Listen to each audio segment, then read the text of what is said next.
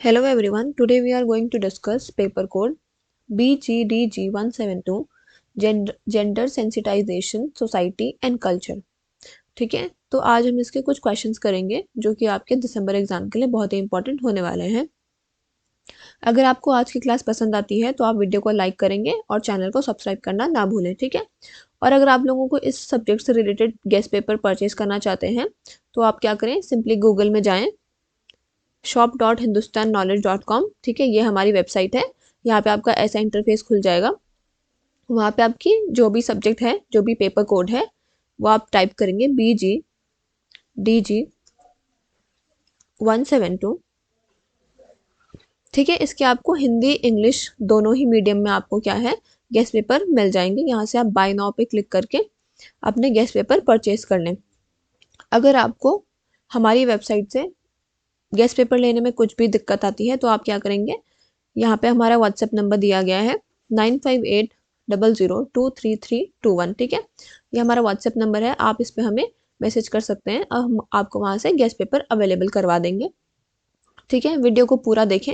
अगर आप ये वीडियो और गेस्ट पेपर दोनों ही पढ़ लेते हैं तो आपको इसके बाहर पढ़ने की कुछ ज़रूरत नहीं होगी, इससे आपका एग्जाम क्लियर हो जाएगा। ठीक है, तो चलते हैं पहले क्वेश्चन की तरफ। Discuss the role of mass media and gender in India. So in this question you have basically you have to tell basically the role of mass media and the gender in India. Okay, so first we'll tell the introduction. Mass media plays a very important role in shaping society's ideas, beliefs and attitudes. अब जो mass media है वो बहुत ही important role play करती है हमारी society के ideas को शेप करने में, बिलीव्स को और एटीट्यूड्स को शेप करने में। ठीक है, in India, where people come from different cultures, religions, and backgrounds, the media had a strong influence how gender roles are understood and practiced. अब देखिए, इंडिया कैसी कंट्री है जहाँ पे बहुत डिफरेंट कल्चर्स हैं, डिफरेंट रिलीजन्स हैं, डिफरेंट बैकग्राउंड्स हैं। तो जो मीडिया है उसका बहुत ही स्ट्रॉन्ग इन्फ्लुएंस रहता है कि जो जेंडर के रोल्स हैं उन्हें कैसे हम प्रैक्टिस कर रहे हैं और कैसे उन्हें समझ रहे हैं। ठीक है, mass media includes television, newspapers, films, radio, social media, and online platform. So these forms of media can either support equality or reinforce stereotypes. तो इस टाइप के मीडिया क्या होते हैं, या तो सपोर्ट करते हैं हमारी इक्वालिटी को और either they reinforce stereotypes. Okay, now we will look at the representation of men and women. So traditionally Indian media has often shown men as strong, independent and decision makers, while women were shown emotional, dependent and responsible for household work. So traditionally क्या दिखाया जाता है, जो Indian media है वो main को क्या दिखाती है, एज स्ट्रॉन्ग दिखाती है, इंडिपेंडेंट दिखाती है और डिसीजन मेकर्स दिखाते हैं। जबकि जो वुमेन होती हैं उनको कैसा शो किया जाता है, as emotional, dependent and responsible for the house होल्ड वर्क्स। ठीक है, such portrayals created fix ideas about what men and women should do. तो ऐसे जो पोर्ट्रियल्स होते हैं, मीडिया के द्वारा जो पोर्ट्रियल्स किए जाते हैं, ये क्या है, एक फिक्स आइडिया को क्रिएट कर देते हैं कि जो मेन और वुमेन है उन्हें क्या करना चाहिए। ठीक है, however with time this has begun to change. पर टाइम के साथ ये चीज़ें क्या हो रही हैं, चेंज हो रही हैं। Today many TV shows, movies and advertisements depict women as professional leaders and achievers. लेकिन आज क्या है, आज बहुत सारे जो टीवी शोज हैं, मूवीज हैं, एडवर्टीजमेंट्स हैं, वहाँ पे वुमेन को कैसे डिपिक्ट किया जाता है, as professionals, leaders and achievers. men are also shown participating household chores and child care. और men को पार्टिसिपेट करते हुए, मतलब उनको शो किया गया है पार्टिसिपेट करते हुए in the house hold chores and the child care. ठीक है, this shift helps the public understand that the gender roles are flexible. इस शिफ्ट की वजह से क्या है, जो लोग हैं वो समझ पाए हैं कि जेंडर रोल्स जो हैं वो फ्लेक्सिबल हैं। ठीक है, second, media as a tool for gender equality. So mass media can help fight gender discrimination by highlighting issues like domestic violence, dowry, harassment and unequal pay. अब जो मास मीडिया है वो हेल्प कर सकती है हमें to fight the gender discrimination. ठीक है, जितना भी ये जेंडर में भेदभाव होता है, बाय हाईलाइटिंग द इश्यूज, जैसे कि हम डोमेस्टिक वायलेंस हो गया, डाउरी हो गया, हरासमेंट हो गया, अनइक्वल पे हो गया। ठीक है, campaigns such as Beti Bachao Beti Padhao and advertisement promoting girls education or women's safety have helped spread awareness, ठीक है। अब जैसे कि कैंपेन्स होते हैं जैसे कि बेटी बचाओ बेटी पढ़ाओ, और एडवर्टीजमेंट्स होते हैं जिसमें कि हम गर्ल्स एजुकेशन को प्रमोट करते हैं या फिर वुमेन सेफ्टी को प्रमोट करते हैं, तो उसकी वजह से क्या है, अवेयरनेस फैल रही है, ठीक है। Social media has also given a women platform to share their experiences, start movement like #MeToo and demand justice, ठीक है। So this has led to more discussions about gender equality both online and offline. Third, media and empowerment. Media provides opportunities for women to speak up and participate in public life. अब जो media है उसने क्या है, opportunities दी हैं women को कि वो पार्टिसिपेट करें पब्लिक लाइफ में, ठीक है। Many female journalist, anchors, film makers and influencers are shaping public opinion. बहुत सारे क्या हैं, फीमेल जर्नलिस्ट हैं, एंकर्स हैं, फिल्म मेकर्स हैं और इन्फ्लुएंसर्स हैं जो कि पब्लिक ओपिनियंस को शेप कर रहे हैं। Women centric films and documentaries show their struggles and achievements inspiring other. अब जो भी वुमेन सेंट्रिक फिल्म्स बनाई जाती हैं, डॉक्यूमेंट्रीज बनाई जाती हैं, वो क्या शो करती हैं, उनका स्ट्रगल शो करती हैं, उनके अचीवमेंट्स को शो करती हैं और वो दूसरों को इंस्पायर करते हैं, ठीक है। When people see powerful women in media it encourages them to challenge old ideas and dream bigger. जब लोग क्या होते हैं, पावरफुल वुमेन को मीडिया में देखते हैं तो उससे क्या होता है, उन्हें एनकरेजमेंट मिलती है, ठीक है, to challenge the old ideas and dream bigger, okay. Challenges and stereotypes. Despite progress, problems still exist. यानी कि प्रोग्रेस होने के बाद भी क्या है, जो प्रॉब्लम है वो एग्जिस्ट करती है, ठीक है। Some films and advertisements continue to objectify women and show them in limited roles. यानी कि कुछ कुछ जो फिल्म्स हैं, एडवर्टीजमेंट हैं, वो क्या शो करते हैं women को एज एन ऑब्जेक्ट, ठीक है, और उनका जो है लिमिटेड रोल शो करा जाता है। Social media bullying and online harassment are common, which can discourage women from expressing them freely. यानी कि सोशल मीडिया बुलिंग हो गई, ऑनलाइन हरासमेंट हो गई, ये बहुत कॉमन है। इसकी वजह से क्या है, जो वुमेन है वो डिस्करेज होती हैं अपने आप को एक्सप्रेस करने के लिए, ठीक है। So misrepresentation of gender minorities such as transgender people is an another issue that needs improvement. अब हमें क्या है, मिस रिप्रेजेंटेशन भी कराया जाता है जो भी हमारे जेंडर माइनॉरिटीज़ हैं, जैसे कि ट्रांसजेंडर पीपल हो गए, इसमें भी हमें क्या है, इम्प्रूवमेंट की ज़रूरत है, ठीक है। Conclusion, mass media in India has a major impact on how gender is understood in society, ठीक है। मास मीडिया क्या है, इंडिया में मेजर इम्पैक्ट प्ले करता है कि जेंडर को कैसे अंडरस्टूड करती है society. While it has played a positive role in promoting gender equality and empowering women, it is still needs to be more sensitive and responsible. हमें पता है कि जो जेंडर रोल है, ठीक है, या फिर मीडिया है, जो मीडिया है उसने बहुत ही पॉजिटिव रोल प्ले किया है जेंडर इक्वालिटी को क्रिएट करने में, वुमेन को एम्पावर करने में, बट फिर भी उसे क्या है, बहुत सेंसिटिव और रिस्पॉन्सिबल रहना पड़ता है। By showing balanced and fair representation, the media can help create a society where men and women and all gender identities are respected and given equal opportunities.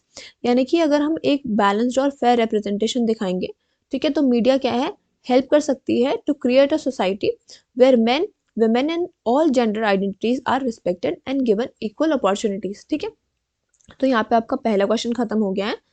अब हम नेक्स्ट क्वेश्चन की ओर चलेंगे। उससे पहले अगर आपने अभी तक चैनल को सब्सक्राइब नहीं किया है तो सब्सक्राइब कर लें, ठीक है। साथ में हमारा टेलीग्राम ग्रुप है, उसमें आप ज्वाइन कर लीजिएगा, जिसका कि लिंक आपको डिस्क्रिप्शन बॉक्स में दिया गया है, ठीक है। वहाँ पे आपको क्या है, क्लासेस की सारी अपडेट्स मिलती रहेंगी, ठीक है। तो वीडियो को ज़्यादा से ज़्यादा शेयर करें। Second question is, what do you mean by division of labour? How do aspects like gender division of labour impacts the women life today, ठीक है। यानी कि हमें इसमें क्या देखना है, डिवीजन ऑफ लेबर देखना है, और जो जेंडर डिवीजन है लेबर का, वो कैसे इम्पैक्ट करता है वुमेन की डे टू डे लाइफ को, ठीक है। So division of labour means dividing different types of works among different people so that each person does a specific task. यानी कि जो डिवीजन ऑफ लेबर है उसका ये मतलब है कि हम अलग अलग डिफरेंट टास्क को क्या करते हैं, ठीक है, डिफरेंट टाइप्स ऑफ वर्क को डिफरेंट पीपल्स में डिवाइड कर देते हैं, so that each person had a specific task. Instead of one person doing everything, work is based on skills, time और social roles. यानी कि अगर एक ही लोग काम कर रहे हैं, उसकी बजाय क्या है, जो वर्क है उसको हम शेयर कर देते हैं on the basis of skills, time and social roles. So this system can be make more faster and organise. तो इसकी वजह से क्या है, हम जो सिस्टम है उसको फास्टर और ऑर्गेनाइज बना सकते हैं। For example, in a family, one person may cook, one person may earn, another may take care of children। यानी कि एक फैमिली में क्या होता है, जैसे कि एक बंदा कोई है वो कुक करेगा, दूसरा कोई अर्न करेगा, ठीक है, एंड कोई और चिल्ड्रन की टेक केयर करेगा। So in the society division of labour helps in specialisation. People become good at they task they take regularly. यानी कि जो लोग हैं सोसाइटी में क्या है, हम डिवीजन ऑफ लेबर जो है वो हेल्प करता है स्पेशलाइजेशन में। लोग उन चीज़ों में अच्छे होते हैं जिन टास्क को रेगुलरली परफॉर्म करते हैं, ठीक है। Gender division of labour. तो जेंडर डिवीजन ऑफ लेबर का मतलब क्या है, it means dividing work based on whether a person is male और फीमेल। यहाँ पे जो वर्क है हम कैसे डिवाइड करते हैं, जेंडर की बेसिस पे डिवाइड करते हैं, ठीक है, कि वो मेल है या फीमेल है। So traditionally many societies expect men to do paid work outside the home like earning money, ठीक है, and women to do unpaid work inside the home such as cooking, cleaning, caring for their children और elders। यानी कि traditionally देखा जाए तो बहुत सारी सोसाइटीज़ में क्या है, मेन को एक्सपेक्ट किया जाता है कि वो पेड वर्क करें घर के बाहर, जैसे कि मनी अर्न करना, ठीक है, और वेमेन जो है वो अनपेड वर्क करें घर के अंदर, जैसे कि कुकिंग, क्लीनिंग और केयरिंग फॉर द चिल्ड्रन और elders. So these roles are created by society not by nature. तो ये जो सोसाइटी ने जो ये रोल्स क्रिएट किए हैं, ठीक है, ये किसने किए हैं, सोसाइटी के द्वारा क्रिएट किए गए, ना कि नेचर के द्वारा। So they are learned and can change over time. तो इनको सीखा जा सकता है और चेंज किया जा सकता है over the time. Now we will look at the impact on women's day to day life, ठीक है। First one is it increases workload. Women often handle most household chores along with the childcare. Even if they have a job outside the home, they are still expected to do domestic work. This creates a double burden, increasing stress and reducing rest time. यानी कि जो women है, ठीक है, वो handle करती हैं mostly the house hold course, ठीक है, बहुत सारे जो हाउस होल्ड कोर्स होते हैं जितने भी, along with the child care, ठीक है, वो सारे women हैंडल करती हैं। इवन जब भी वो जॉब भी करनी होंगी अगर आउटसाइड द होम, फिर भी क्या है, they are still expected to do the domestic work. So इसकी वजह से क्या होता है, डबल बर्डन हो जाता है, जिससे क्या होता है, स्ट्रेस इंक्रीज होता है और जो रेस्ट टाइम है वो डिक्रीज होता है, ठीक है। Second is less time for themselves because women spend long hours doing unpaid housework. They are often have very little time for hobbies, self care or social activities. The daily routine becomes packed with responsibilities। यानी कि जो women है वो बहुत सारे जितने भी उनके ज़्यादातर टाइम होता है वो अनपेड हाउस वर्क में, ठीक है, लगा देती हैं। उनके पास बहुत ही कम टाइम बचता है अपनी हॉबीज़ के लिए, सेल्फ केयर के लिए और सोशल एक्टिविटीज़ के लिए। तो उनका जो डेली रूटीन है वो बहुत पैक्ड होता है with the responsibilities. Third is limited economic independence. When women do mostly unpaid work, they may depend financially on male female family member. This can reduce their decision making power and limit their freedom। अब देखिए जैसे जो women है वो mostly unpaid work करती हैं, तो जो फाइनेंशियली है उन्हें डिपेंड करना पड़ता है एक मेल मेंबर पे, ठीक है। So this can reduce there decision making power. इसकी वजह से उनकी डिसीजन मेकिंग पावर रिड्यूस हो सकती है and can limit their freedom. Fourth is fewer job opportunities. So social expectations discourage women from choosing certain careers और higher studies. यानी कि बहुत सारे जो जैसे सोशल एक्सपेक्टेशंस होती हैं उसकी वजह से क्या होता है, वुमेन को डिस्करेज किया जाता है कुछ कुछ जो करियर्स होते हैं और हायर स्टडीज़ होती हैं उनको चूज़ करने में। So many women leave jobs after marriage और child birth because they are expected to manage at the home. This affects their career growth and income. अब बहुत सारी वुमेन को क्या है, जॉब छोड़नी पड़ती है मैरिज के बाद या फिर चाइल्ड बर्थ के पास, क्योंकि उनको एक्सपेक्ट किया जाता है कि वो होम को मैनेज करेंगे, ठीक है। इसकी वजह से क्या होता है, उनका करियर ग्रोथ और इनकम में इफेक्ट पड़ता है। Fifth is health issues. Continuous physical work, lack of rest, and stress can lead to health problems such as back pain, fatigue, and mental stress. Women may ignore their health because family responsibilities come first. देखिए health issues भी हो जाते हैं उनको, जैसे कि वो continuous physical work करती रहती हैं, लैक ऑफ रेस्ट होता है, स्ट्रेस होता है, उसकी वजह से उन्हें हेल्थ प्रॉब्लम्स हो सकती है, जैसे कि बैक पेन हो गया, फटीग हो गया, मेंटल स्ट्रेस हो गया। तो वुमेन जो है वो अपनी हेल्थ को इग्नोर कर देती हैं क्योंकि उन्हें क्या लगता है कि जो फैमिली की रिस्पॉन्सिबिलिटीज़ हैं दे कम फर्स्ट, ठीक है। Sixth is unequal social status. So gender division of labour sometimes lead to the believe that women work is less important. अब जेंडर डिविजन ऑफ लेबर है वो कभी कभी ये क्या ये सोच हमारे अंदर ला देता है कि जो वुमेन का वर्क है वो बहुत कम इम्पॉर्टेंट है. So this reduces women social value and respect even though house hold work is essential. तो इसकी वजह से क्या होता है, जो वुमेन की सोशल वैल्यू है और रिस्पेक्ट है वो घट जाती है, जबकि जो हमारा हाउस होल्ड वर्क है वो एसेंशियल होता है. ठीक है. Now we will look at the conclusion. Gender division of labour strongly shapes women daily life. यानी कि जो जेंडर डिवीजन है लेबर का वो वुमेन के डेली लाइफ को बहुत ही स्ट्रांगली शेप करता है. It influences their workload, freedom, health and opportunities. ये उनकी जो वर्कलोड होती है, फ्रीडम होती है, अपॉर्चुनिटीज़ होती हैं, हेल्थ होता है, उसको इन्फ्लुएंस करता है. तो एक फेयर सोसाइटी बनाने के लिए for both men and women should share household work and support each other so that women can enjoy equal rights, time and independence. तो एक फेयर सोसाइटी को क्रिएट करने के लिए जो मैन और वुमेन है उन दोनों को ही हाउस होल्ड वर्क को शेयर करना चाहिए और उन दोनों को एक दूसरे को सपोर्ट करना चाहिए ताकि जो वुमेन है वो भी इक्वल राइट्स, टाइम और इंडिपेंडेंस को एंजॉय कर पाए. ठीक है. तो यहाँ पे आपका ये वाला क्वेश्चन खत्म होता है. Now we will look at the next question. Explain Dalit feminist critique of family ideology and its relation to caste in India. तो इसमें हमें क्या बताना है, दलित फेमिनिस्ट के बारे में बताना है जो है क्रिटिक ऑफ फैमिली आइडियोलॉजी है. ठीक है. So first will give an introduction. Dalit feminism is a perspective that looks at the lives of Dalit women who face both caste discrimination and patriarchal oppression. तो ठीक है, अब दलित फेमिनिज्म क्या है, एक ऐसा पर्सपेक्टिव है जो कि दलित वुमेन की लाइफ को देखता है जो फेस करती हैं caste discrimination and patriarchal operation. So, Dalit feminists argue that family, which is often celebrated as a safe and loving space in mainstream society, can also be a place where caste and gender inequalities are produced and protected.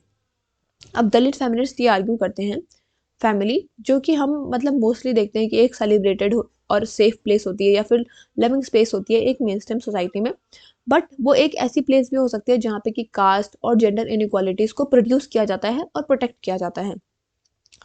Now we will look at what is family ideology. ठीक है. Family ideology refers to common beliefs that the family is a natural harmonious unit, a place of love, care and protection, the main building block of the society. यानी कि family ideology हमारे कुछ common beliefs को refer करती है, जैसे कि family क्या है, फैमिली एक नेचुरल हार्मोनियस यूनिट है, एक place of love, care and protection है, the main building block of the society है. ठीक है. So upper caste and mainstream feminist ideas often assume that these ideas apply to all the families. यानी कि जो upper caste और mainstream के feminist ideas हैं वो ये assume करते हैं जितने भी ideas देखे हमने family के वो सारे families को apply करते हैं. Dalit feminists challenge this view because Dalit families experience social realities very differently. तो दलित के feminists क्या करते हैं, challenge करते हैं इस view को और बोलते हैं क्योंकि जो दलित families हैं वो अलग ही सोशल रियलिटीज को एक्सपीरियंस करते थे. ठीक है. Now we will look at how caste shapes family structure. Dalit feminist show that the caste deeply influences how families are formed and maintained. First is endogamy, that is marrying within the same caste is forced by society to keep caste boundaries intact. यानी कि endogamy कराई जाती है, यानी कि same caste में marriage कराई जाती है. ठीक है. Second is families become protectors of caste purity, especially by controlling women's sexuality. अब families जो होते हैं वो protector बनते हैं अपनी caste purity के, especially वो by controlling women's sexuality. So Dalit women are often denied this control because caste society does not view their bodies as pure or worthy of protection. तो जो दलित women होती हैं उनको इस कंट्रोल से often deny किया जाता है क्योंकि कास्ट सोसाइटी में क्या है, उनकी बॉडीज को प्योर नहीं देखा जाता है या फिर वर्दी ऑफ प्रोटेक्शन नहीं देखा जाता है. Thus the family is not just a private space, it is a social institution that preserves the caste hierarchy.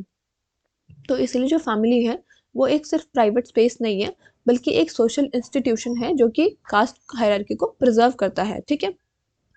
Now we will look at Dalit women specific experience.